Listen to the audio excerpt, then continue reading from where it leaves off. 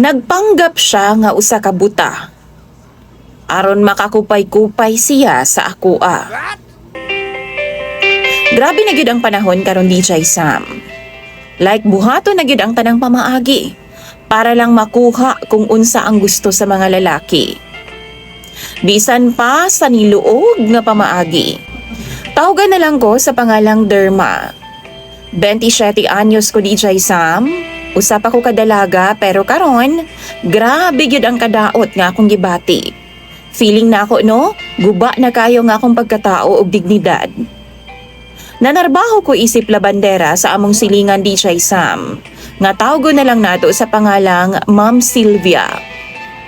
Kani sinang Sylvia o Ma'am Sylvia na mild stroke ni siya DJ Sam, maong naay nagamassage gyud sa iyaha kada adlaw halos.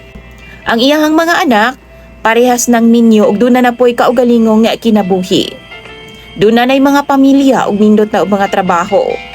Mao nang sagad, ako ang kauban ni nang Sylvia sa iyahang panimalay matag adlaw. Sa lima niya ka mga anak DJ Sam, duha ang naa sa abroad, nurse ug doktor. Samtang ang isa dinhi sa Pilipinas usa ka architect ug ang duha teacher na. Sinang Sylvia, siya ra ang sagad mahibilin sa balay gawas nako. Kung way labada, siya ra gyud nang usa. Naay nagamassage sa iyaha DJ Sam twice or once a week nga usa ka buta. Ginasundo na sa iyahang anak DJ Sam kung dunay session. Ug usahay sab kauban na lang sa buta ang iyahang bayaw daw. O di ba kaha, bisan kinsa na lang, basta naalay makaalalay sa iyaha. Pero dunay usa ka beses DJ Sam. Duha sila ka lalaki ang niabot o nidulong sa balay ni Ma'am Sylvia. Adto nga time nanlaba ko sa likod ug giduol ko sa usa ka lalaki nga kauban sa buta. Tawgon na lang nato siya sa pangalang Ramil. Nagpaila siya sa akoa. Buta pud siya DJ Sam. Niapong siya sa akoa samtang nanlaba ko sa likod. Daghan amig na chikahan DJ Sam about sa iyang kinabuhi ug ako apong kinabuhi, ako apong gi-share sa iyaha. Unya, sakit man kaayo nga akong abaga, hawak ug batang DJ Sam kay sige lagig tinuwad kay manlaba. Gisulti na ako sa iyaha. Unya, kay gilaay man siya pinaabot sa iyang kauban nga buta nga naa sa kwarto na gahilot kang Ma'am Sylvia. Giingnan ko niya nga gusto ba daw ko nga hiluton daw nako siya. Timingan man po DJ Sam nga daghan pa ko mga labhonon ug wa pa ko mahuman sa ako mga gimbuhaton. Wa pa ko kahayhay.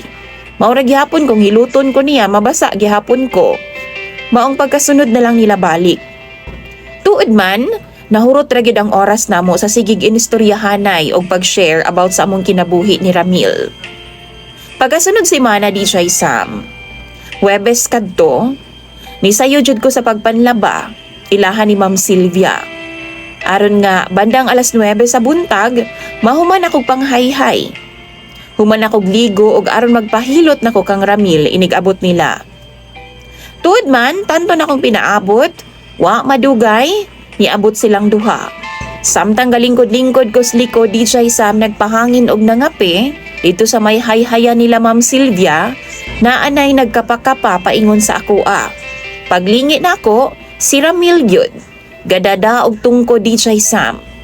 Mauto kay naa naman ang akong gipaabot, gihikya dayon nako ang folding bed ug nihigda ko aron magpahilot sa iyaha. Sakto pod taliguwat nga mahuman si Ma'am Sylvia sa sulod. Kami pod ni Ramil. Gapahilot pod ko niya. Giguide pa nako siya DJ Sam kay buta lagi. Ug samtang gahilot siya nako, sige pod siya istorya about sa iyang kinabuhi. Naa daw siya duha ka mga anak. Ug ang iyahang asawa, sama daw nako, labandera pod. Samtang siya, garaket po daw siya sa blind massage spa. Samtang gahilot siya nako, na-amaze ko DJ Sam.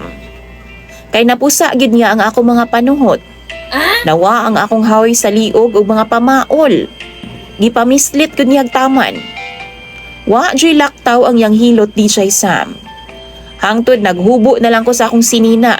Kay giilisan lang na akong malong Aron di siya maglisod sa paghilot nako DJ Sam. Kay buta bayain taon siya.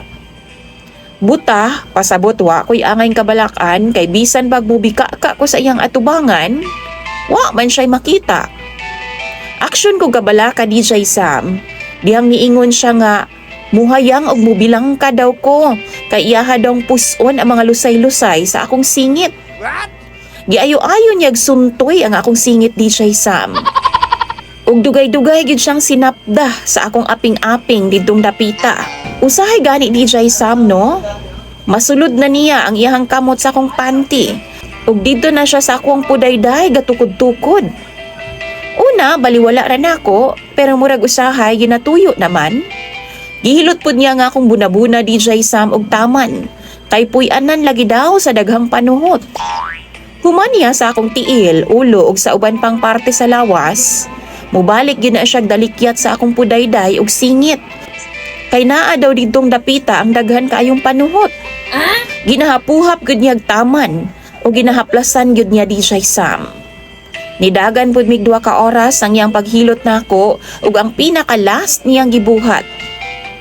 Kanang aping bitaw sa akong pudayday, yahang gihilot ug giablihan pa gyud niya ang akong malong.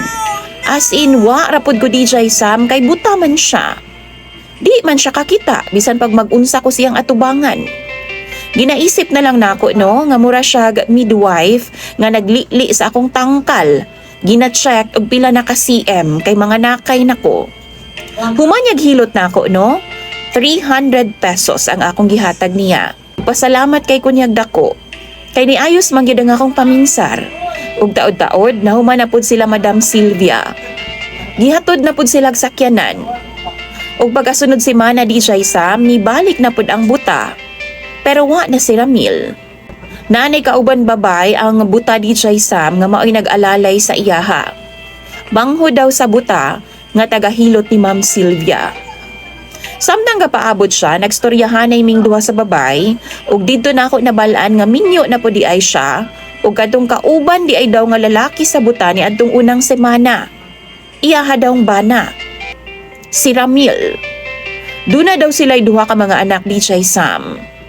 Ug nangutana ko nga nung wa man siya nakauban karon. Na-shock ko sa iyang tubag DJ Sam. Nag-duty na daw sa construction sa Cagayan si Ramil nga iyahang bana. Nayabag? Construction? As in?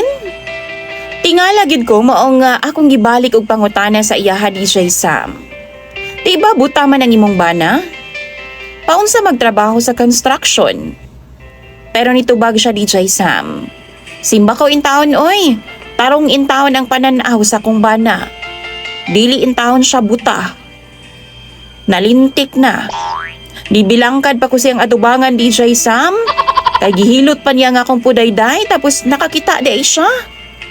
Nangutana ko sa iya kung gapanghilot ba pud si Ramil DJ Sam. Pero iyang tubag, di daw. Pero makabalo-balo daw DJ Sam kay sige man daw tan-aw og uban sa iyahang kuya daw nga buta. DJ Sam mura gid in taon kog natukan. Ug nakapanghapuhap gid in taon kog nakapanapo nga wa sa oras tungod sa kuang nadungog. Animal nga Ramil? Nagpabuta-buta ra di ay aron makahikap sa kong pudayday. Kay bawo mo DJ Sam sa sige na mong uban-uban sa iyang asawa no? Nagkasuod nami. Pero kada tan-aw nako sa iya ha, ingon sa mahinumduman ako ang kabuang sa gibuhat sa iyang bana nga si Ramil. Tan-aw ninyo? Angayan bang masayod siya sa tinuod? Sutian ba nako siya sa kabuang sa iyang bana? Mutuo ba pud ka siya? Bidaw bi, hatagi daw ko ninyog tambag sa comment section. Imong sender DJ Sam og follower, Derma.